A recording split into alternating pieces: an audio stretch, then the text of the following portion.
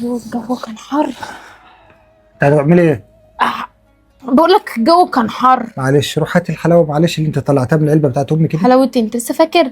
اه لسه فاكر، هات الحلاوه اللي انت شلتها من علبه امي. مش اه قلت شايلها في البيت؟ قلت ولا ما قلت ايه؟ قلت يا بسيون. طب هاتيه. ماشي. بص بصراحة بس بالله عليك ما تجيش جنبي يعني. انا اديتها لامي. نعم؟ اديتها لامي. يعني انت تطلعي اللي انا جايبه لامي وتديه لامك انت؟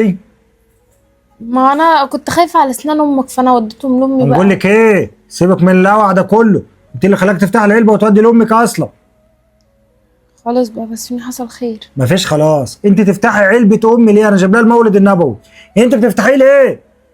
انت بتخش الحاجه وتديها لامك ليه؟ يا امك احسن من امي. ما انت بسيوني ما جبتش لامي. انا ما جبتش لامي؟ كنت اعرفك ان انا ما جبتش لامي. ايوه ما جبتلهاش. وبعدين انا جايب علبه ليه؟ ما خدتش من علبتنا ايه ليه وديته لامك؟ ما انا قلت انا كده كده هطلع اللي كان في العلبة ده وتحطه فين، فانا قلت اديه لامي. تدي لامك؟ طب انا كنت عامل حسابي وانا طالع من عند امي هروح نجيب لامك علبه ونودوها. دلوقتي انت عملت كل ده واستخسرت في امي عشان انا رايح ليه؟